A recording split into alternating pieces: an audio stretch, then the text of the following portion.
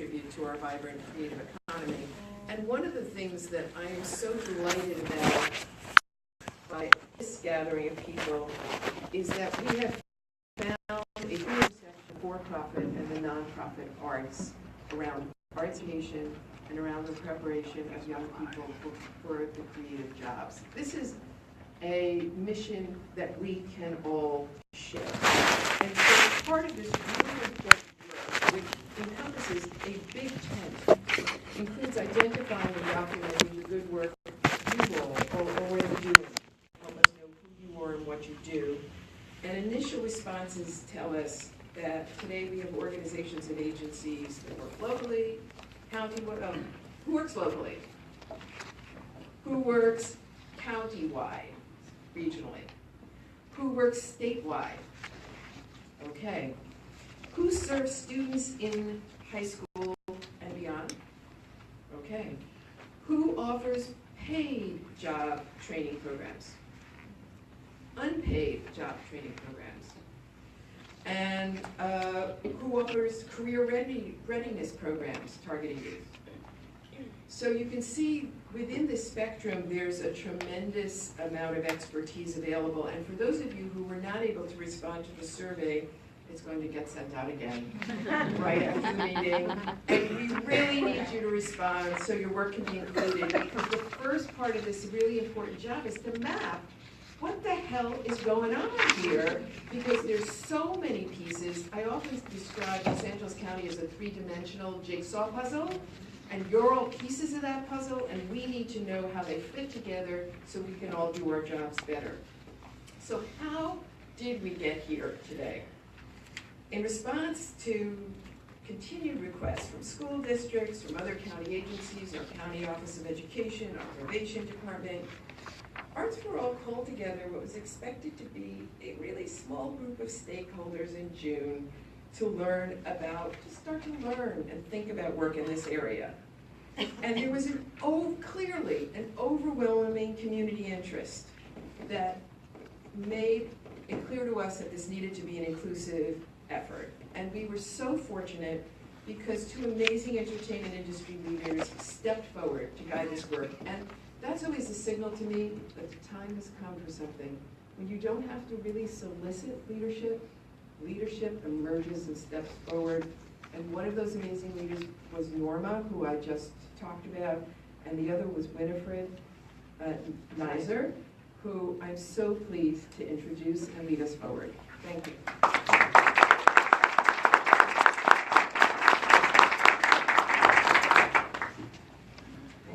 I'm so happy to be here today. On June 16th of this year, approximately 30 of you gathered at the Los Angeles County Arts Commission offices to participate in the Creative Workforce Roundtable.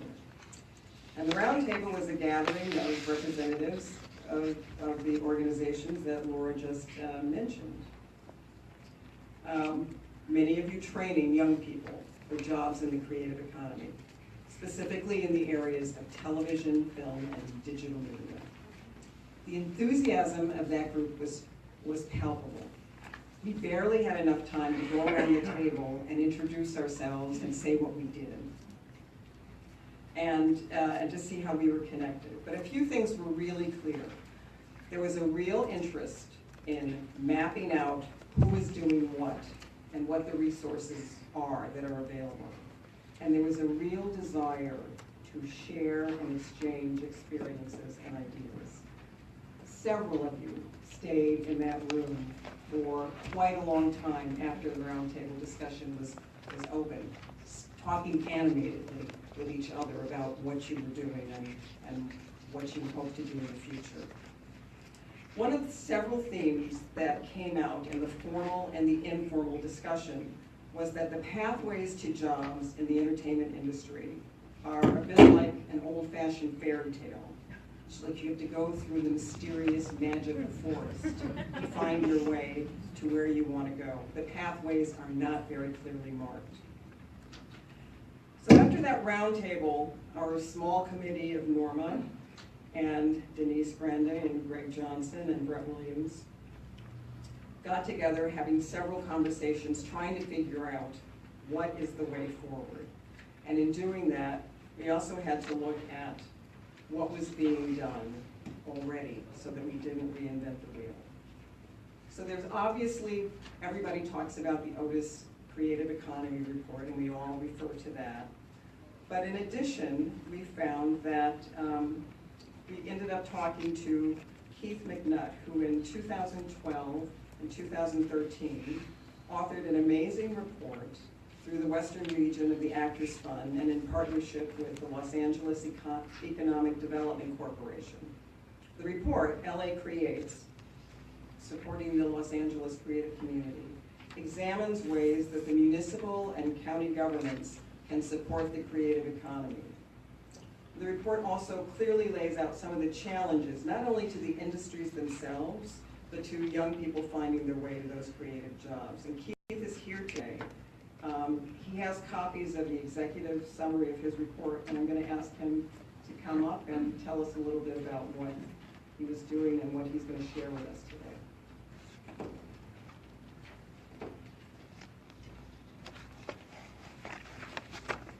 Thanks so much, Elizabeth. You know, all things seem to converge back to Laura's effort. This report came through the Durfee Foundation Stanton Fellowship, and Janice Kober, actually, who was even before the fellowship got started.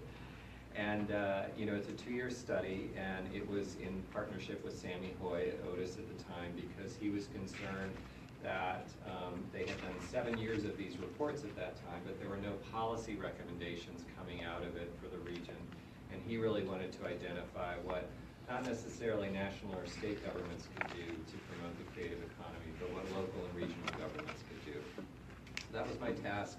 I traveled around the country, around the world, around LA County, talked to people who have been doing this to come up with a set of 4 basic recommendations about what we can do to improve our creative economy.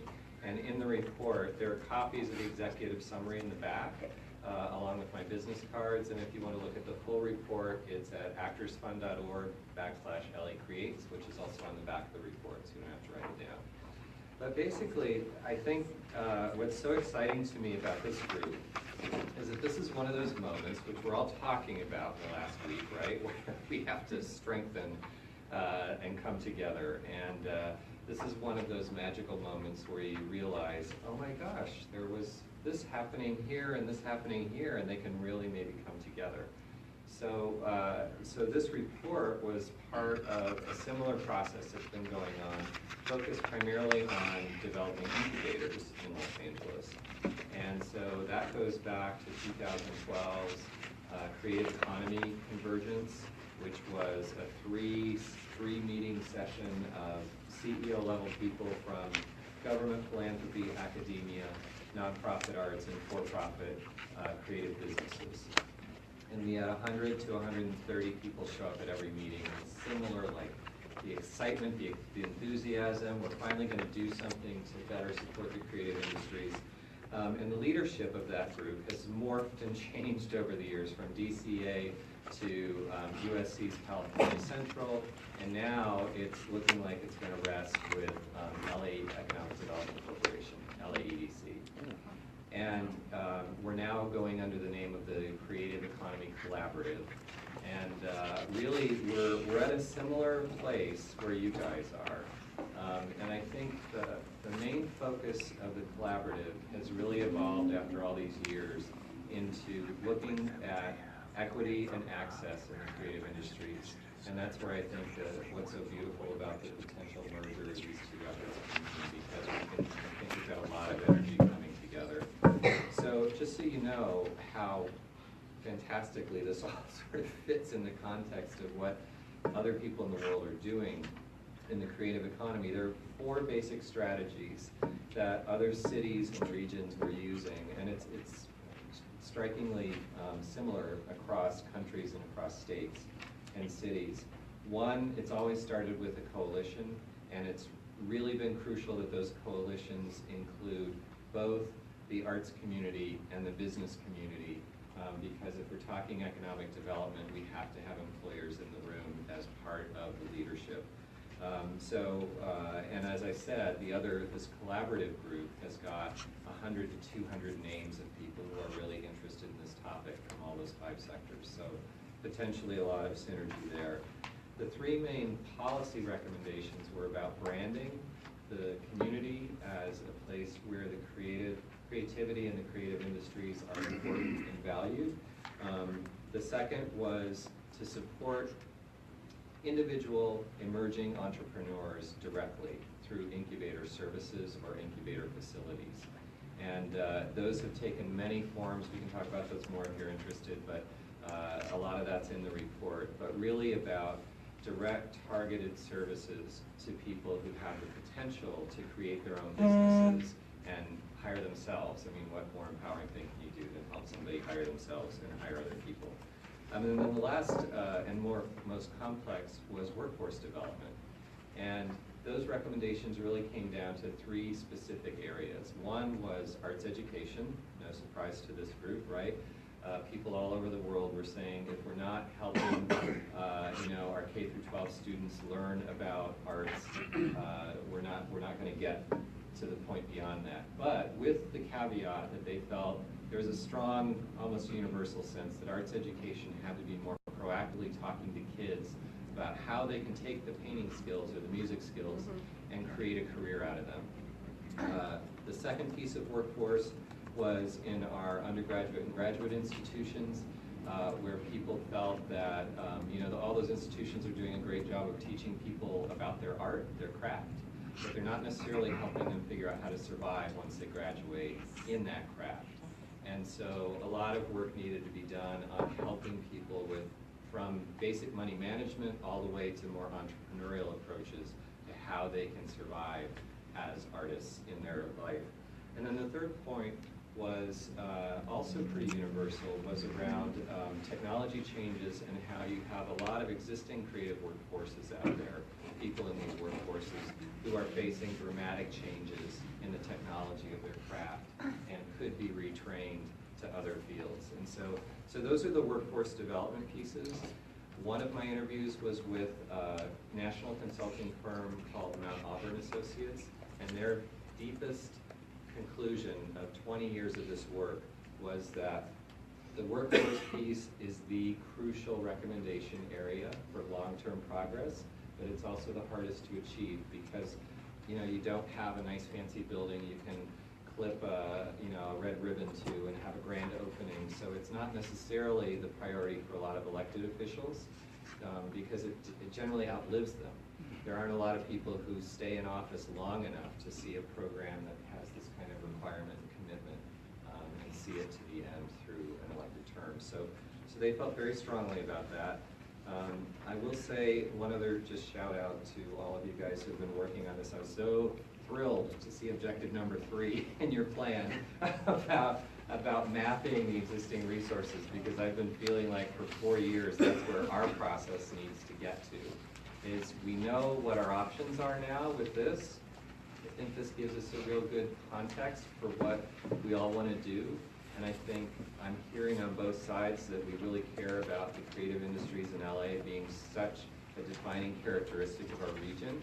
But we also know that we have a long way to go to make sure that all Angelenos can participate in those industries. And we want to get to a point where everybody gets to participate in these fantastic careers.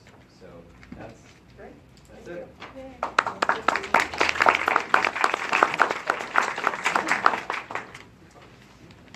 So moving on to where we are today.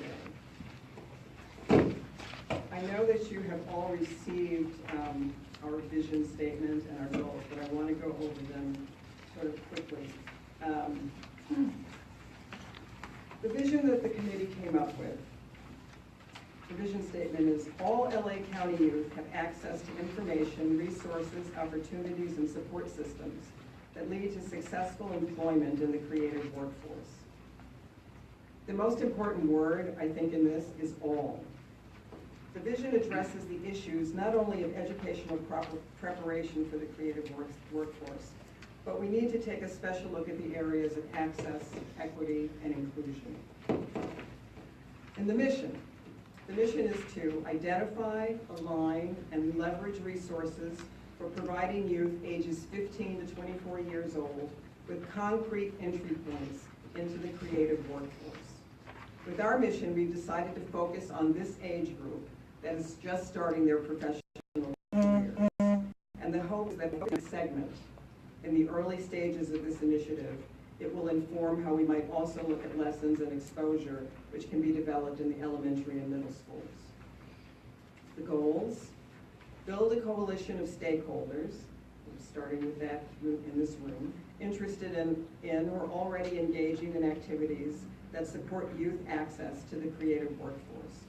Though we have a larger goal of establishing clearer pathways to the creative economy, as a first step, engage the arts, media, and entertainment segment of the creative workforce in aligning and leveraging existing resources to increase efficiencies and impact. Hopefully, we will be so successful with this that we will then branch out to the other areas of the creative workforce. Almost everyone in this room is involved somehow in supporting the creative economy through education and preparing the workforce. And you know better than I do that preparing someone to work in entertainment is not easy. Sometimes the real creativity comes in just figuring out how to get them in the door and how to keep those jobs, or how to actually build a freelance career. And there are so many more jobs that go into these products than most young people realize. I've probably worked with 100 interns in my career. Most of them walk into my office when they're interviewing and they say, I want to be an actor, I want to be a producer, I want to be a writer. And my question would always be, how do you know? When I worked on Sony, there were about 3,500 people working on the line. They were not all actors, writers, or producers, and directors. So I want to share a little anecdotal experience, not scientific data. I worked in TV development for 34 years. My interns, for the most part, tended to come from fancy colleges that had extensive networks. Some of them were well connected because they came from families that had careers in entertainment. These were bright, fun, energetic, creative young people. But every now and then somebody would come in from a community college, or somebody would come in from one of the Cal States. And sometimes these were the best interns that I had. Not because they were brighter or more creative, but because they really appreciated that opportunity. Most interns disappear after their internships. Sometimes they call you for job recommendations, or they send you a holiday email or a holiday card. But one of my very best interns was a young man from Cal State Fullerton. His name was Tarek. I'm not even sure how Tarek found me. Because the system is such that sometimes they have to go through HR, and HR weeds out the ones that they think are stronger or weaker. But somehow Tarek made it into my office. My assistant interviewed him first, and she said, this is a really quirky guy that I really think you should pay attention to. Tarek drove in from Orange County twice a week. He said his mother didn't understand what he was doing. I don't think he was even majoring in media. He came in early every time, and he stayed behind, and he had a million questions. He would sit on my sofa and he would say, so why do you do this? Why do you need this information? Do you really like this script? And my assistant and I would laugh at him because we would be ready to go home and Tarek would have all these questions and we would say, Tarek, go home. We need to go home. You need to go home too. So Tarek finished his internship and I really didn't hear from him. And then when I left Sony 2 years ago, just about a month before I was leaving, Tarek called me on the phone. And he had already finished his internship 2 years earlier. He was working at an agency. It was a small agency, but it was a legitimate agency. And he was packaging a show that was his idea. He had found the talent, he had found the writer, and the agency was supporting him. He credited me with getting him started. I really can't take any credit. And I said to him, I can't take any credit. You did all the work, You came in, you asked the questions, and he said, but you answered the questions. He took me out to lunch on his expense account. Creativity can be found anywhere. When you are out there helping your students, you're not just helping them, you're helping our industry. You're helping the industry find another voice, find another creative perspective. And you are doing your part to make sure that Los Angeles holds on to its place as the creative capital of the United States. Of the world. So let's move on now to the next part of our program, which is the panel. I want to introduce Brett Williams, Senior Vice President of Communications and Outreach at Creative Future.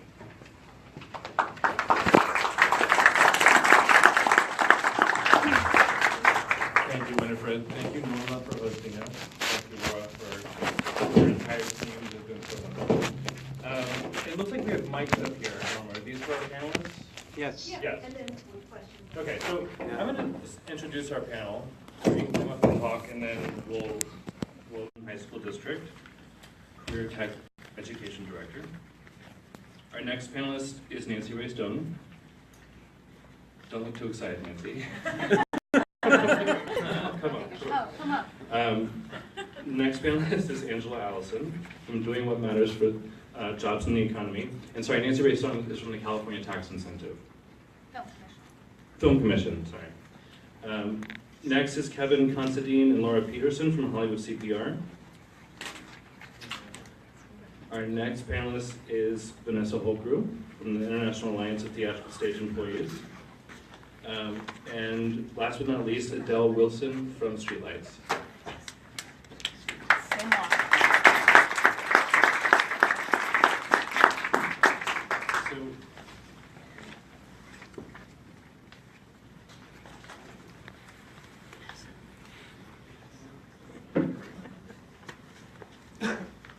So the panel is really meant to spur discussion amongst everyone in the room. So I don't want to spend too much time with everyone up here just talking at you. I want all of us to be able to collaborate and people to give us ideas. But I think, as everyone has already said so articulately, our main goal with this effort is to create meaningful pathways for all Los Angeles kids to work in the film and television industry. And beyond in the creative economy, but I think we've started off by focusing on film and TV. So I think with that in mind, Betsy, Yes. if you could maybe just talk a little bit about, from your perspective of career tech education, and then I want Angela for you to chime in as well, to talk about how we might begin to do that ideally. What would the program look like, or what would you as an educator need in order for that system to start to be created? I'm not sure if I need the mic or not, but we currently have structures in place that really want to enhance and expand pathway development. As a high school, secondary education oversight of career technical education, we see the value of scaffolding actually courses, very similar to English 9, English 10, English 11. And finally, the career technical education field has realized that you don't just take a singleton career tech course, that if you build the pathway of career tech courses onto a community college or certification or all the other options out of high school, students will be better prepared for a workforce now that we understand, and all of you I'm sure understand, that is changing so rapidly. We can never teach all of the facets of a skill like we did in the 70s and 80s. And so, you know, the pathway allows for the development of soft skills as well as a higher degree of knowledge as well as skill development. So that's basically what we're trying to do at the high school level. The challenges to that, you know, I am up in the Antelope Valley, but we are part of Los Angeles County. Our workforce, the Los Angeles Basin workforce, is also in the Antelope Valley. 70,000 people commute. You talked about entrepreneurs and consultants. All of those people we want to generate that creative economy as well in schools that are necessarily not in your urban area, and really reach the kids that are at risk and demographically we have challenges with. Great. I think I actually have a teacher's voice as well, so if you can't hear me, just flag me down. So my name is Angela, and I actually am the K through 14 statewide career pathway technical assistance provider for doing what matters for jobs in the economy, blah, blah, blah, blah, blah. But I'm also a former dean of CTE in Orange County. And what our role is, and I say our because my invisible partner, Sean Loomis, whom many of you may know or have heard of, is to connect the resources. Right now in the state of California, there is $6.5 billion a year, going into CTE, career and technical education.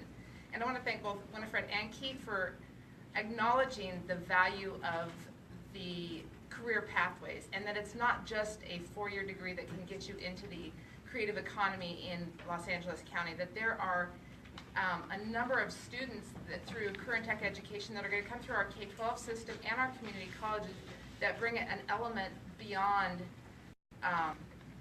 just the theory. They actually bring applied technical skills to the conversation and to the industry. And that's one of the things that I think in career pathways that we really need to value and appreciate, is that there is no one right answer to getting into this creative economy, and there's no one right solution, but what there is people that have passion. And the nice thing about and I'm going to champion community college education, is it's affordable for a lot of people.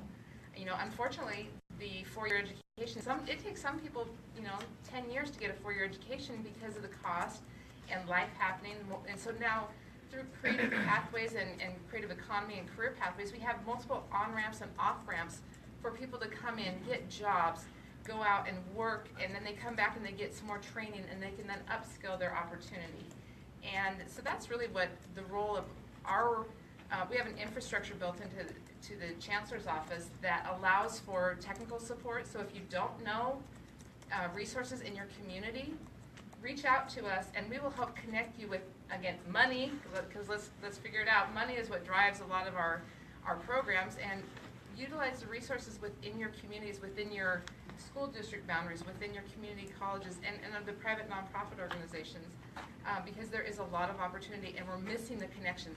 It's like, it's almost like missing one exit and getting on the next one, but if we knew where the exits were, we could connect people a lot faster. So, Angela, can you say a little bit more about that? And I'm yelling a little bit because I don't know if this is... Oh, it's working. That's great. That's better. Money, which you just mentioned. Yes. There are a lot of people in the room who heard you say that.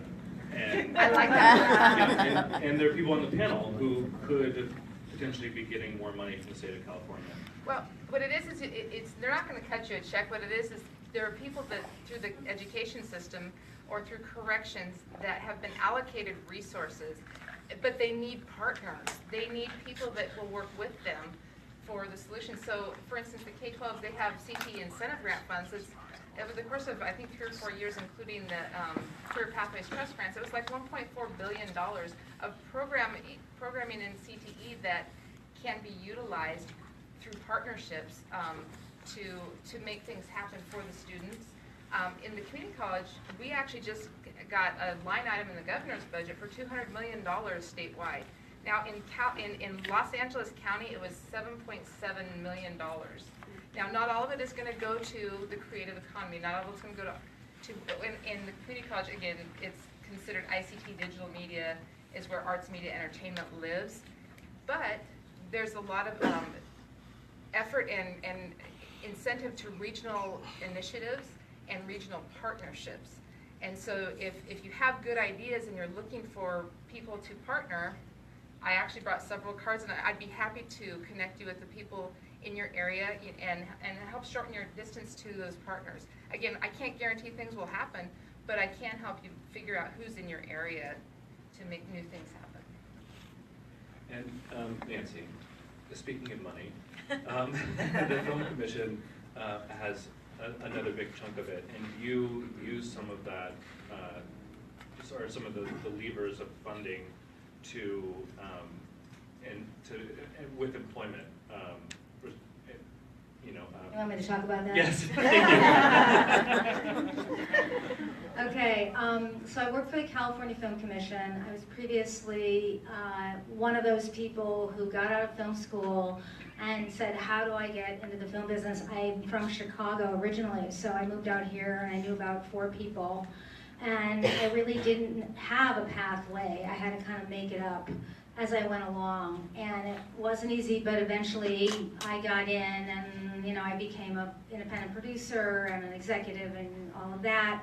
And now I work for the Film Commission trying to help keep the creative community, keep filmmaking in California. As you probably know, practically every state in the country and many other countries in the world have tax incentive programs, and they are sucking our creative people out of California, and they're going to places where there are tax incentives because there's a lot of filmmaking there. Louisiana, Georgia, and they had actually, you know, no creative film business there, but they created a tax incentive that was very, very generous. And now many people have left California. They now live in Georgia or Louisiana, and a lot of young people are going to Louisiana and Georgia because that's where the jobs are.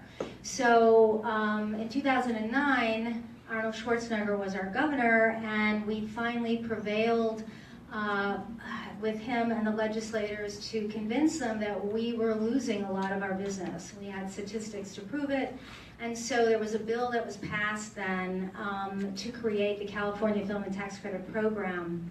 That program lasted about 8 years, and then a new program started just in 2014, which was signed by Governor Brown, and it was supported by many, many different aspects of the entertainment and labor unions. And a big component of it, or at least one of the components, is this career readiness component. Finally got to the point. So the career readiness component is something that I particularly love about the program because nobody can get a tax credit from the state of California in our program unless they give back, unless they find a way to help young people get a taste of what the industry is about. It's not like a workforce program, but at least it gives these kids an opportunity to get on a film set, go into a studio, work in a production office, and say, oh wow, there's a job I can do. What I'm finding, a lot of kids don't even realize, as Winnie was saying earlier, they don't even realize what the jobs are. You know, the accountants don't know they could work on a film.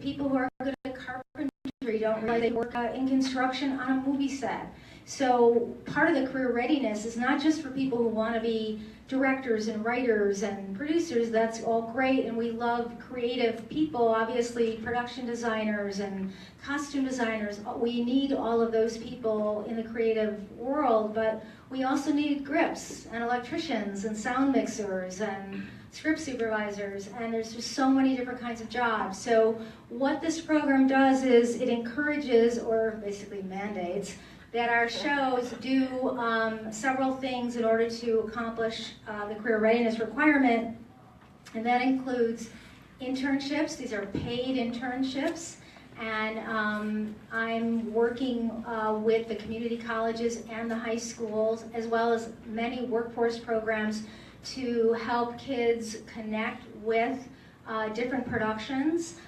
We have a huge Disney feature, for instance, right now called Wrinkle in Time that Ava DuVernay is directing, and they have gone out of their way to find kids from very diverse communities to be interns, which is fantastic. I mean, they are finding kids from Compton, they're finding kids in the Valley. So this is what we're trying to do. We're trying to get kids who come from all over very diverse communities to get a foothold, to find out what opportunities exist for them. We also have faculty externships. So faculty that teaches in the high school and the community colleges can go on a film set, can go into an ADR studio or a color timing session and see what the state of the art is, so they can go back to their kids and say, hey, I just learned something new. You know, this is what you're going to need to know to be in this industry. So we've had so far, out of 64 projects in the program, 15 projects have hired 31 interns, and we've had 3 teacher externships, we've had a classroom workshop, and that's another thing. Producers, writers, key grips, anybody on the crew can go in and go into a classroom and say, this is what I do. So that's another way that kids can get a sense of what kinds of jobs are available in the entertainment industry. There's also professional skills tours, which is another way a group of kids can go onto a studio lot and visit different departments and see what's going on, or go onto a film set. So what happens is we connect up our shows. They do one of these things as a requirement, and it's very, very rewarding. We get letters from people who have been through the program. We had a show that, we actually have a television series. Can I talk one more second about this? We have a television series that's up in Sebastopol called 13 Reasons Why, and it actually takes place in a high school. And we were able to get a bunch of interns on that television series, and I got a letter from the teacher who helped us find these students. And I just want to read to you a little bit about what she says to give you a sense of what this did for these kids. The crew in the show have really made themselves available to the very students that are most intensely interested in learning about this business, what career paths have been taken, and how can our students strive to be part of that world. They introduce the students to available crew and let the students ask them about their career path, technical tips, and what they should do as students to continue on this path. This was their curriculum coming alive, and I was so impressed by their welcome and generosity in sharing their experiences with us, allowing students to stay on multiple setups and making them feel that they could enter this world. So that's what we're trying to do. Yeah, absolutely. And I think everyone in the room, be thinking about this, but I think one of the things that I love about this part of the incentive is that everyone who works with kids who might want to take advantage of that, there are a lot of those people here. And so I think everyone keep Nancy in mind. Don't let her leave. So I'm gonna skip Kevin and Laura because they asked me to. They like to speak last. And I'm gonna go to Vanessa. So speaking of real jobs, one of the things that I think all of us, as we sat down to think about this initiative, wanted to make sure is that we were planning within realistic boundaries of employment. And so I want Vanessa to talk a little bit about the union who she so proudly represents here today, and how these kids coming out of these programs can actually get a job in this business. Certainly. So I represent the IA. I've got my cinematographer's voice on, so if you can't hear me, let me know. The IA, we're all of North America, US and Canada. Represent over 120,000 below-the-line workers in film, television, commercials, new media, stagehands, amusement park workers, ticket takers and sellers, and I'm sure I'm forgetting, broadcast. They'd be very upset. But film and television is the department that I'm the assistant director for on the West Coast. And I come out of the business. I was a cinematographer and a camera operator for a decade, and my MFA from UCLA in cinematography. I worked on reality shows and documentary features, and the IA recruited me after I took a lead role in an organizing strike. I was the DP on The Biggest Loser when it went on strike. So that was a fun 2 weeks. It was, and it was so cool. I was there. It was so cool. Yeah, it came out. But I became really interested in the union since it was impacting me, and that my crew, the reason they wanted it, we were all starting to have kids. Not me, but they were. And I wanted them to be able to keep their health care for their families and not have to go take other jobs. Like, this was a successful show. And it all worked out perfectly. It all worked out great, and we became union. And it just got me interested in that whole side of it that I hadn't really thought about before as someone who was so focused on camera and lenses and prying participants in reality shows. So now I'm the assistant director of the IA. And my personal story is I was brought into the union in 2008 on a reality show that turned union after we'd all been hired.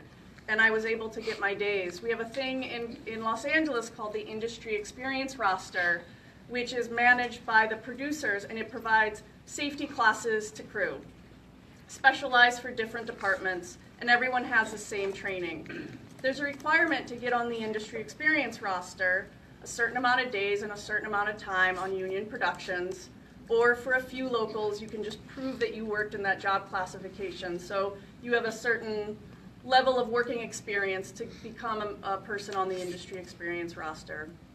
Once you're on the roster, you can work on union productions. This is not the case for a lot of the rest of the country. There's different rules in places all over the country. The IA is actually putting into place, along with the AMPTP, they've partnered with us, that we have our own training program that goes around the country now and will provide some of these very standardized skill training and safety, because that's important, obviously, for everyone involved.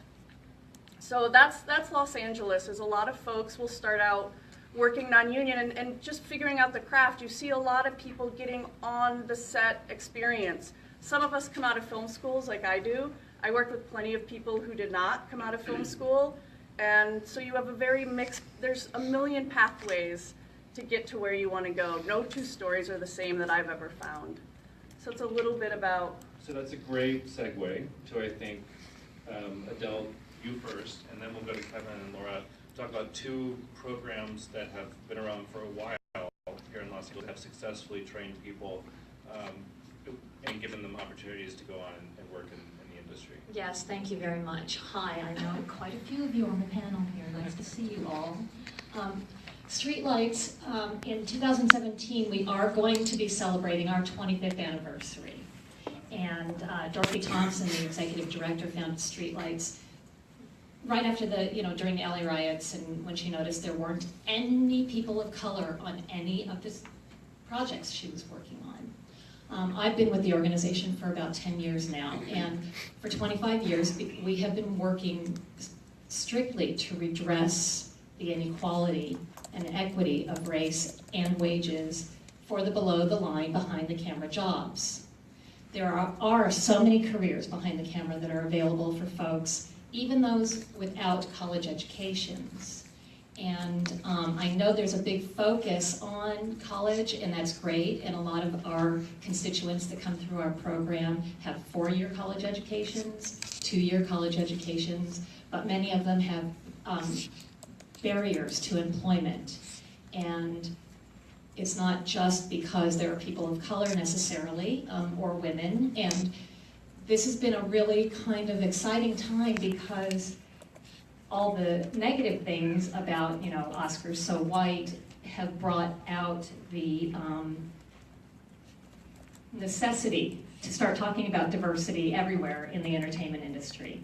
And the unions have been starting to really talk about that and talk to us. So our folks, we train them, and it's free training.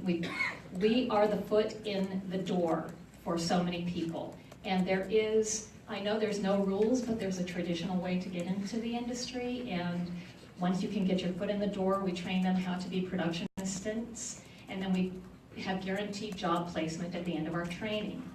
And then we start them on their freelance careers. We do have a career advancement component.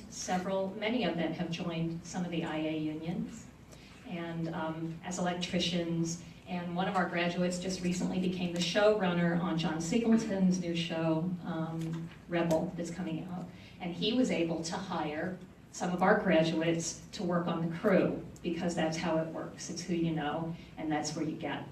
So workforce behind the camera is all those below-the-line jobs with so many careers that people can do without college educations. They just need the opportunity. And they're sitting in their houses and seeing film crews set up all the time. And they go, how in the world can I possibly do that? And we're one of the resources for them to do that. The training is free for anyone that comes through the program because we are a nonprofit and we get funding. We do not charge for training. When we place them onto jobs, because we've been doing this so long, we've got relationships with production companies, commercials, music videos, TV shows, and they will hire our crew members. And now they can put a crew together that is at every level, from, you know, producer to production manager, down to PA, to office manager, all of that. And they can make it diverse. There still are, even with the flight, there still are so many jobs available here in Southern California working in the entertainment industry, and the numbers bear it out on the studies that you guys are putting in. And it's important for our folks, when they start working, we put them on paid jobs, because all of them come to us, they're low income when they come to us, and we want to make sure they start making a decent living as they start working. And so all of us that have been working on diversity behind the camera for a long time are excited to see that there is some excitement about it and people are paying attention to it now. Thank you. So now, Kevin and Laura, without further ado. And then what we're going to do, just so everyone knows, we want to open up to questions after this, so that I'm sure people have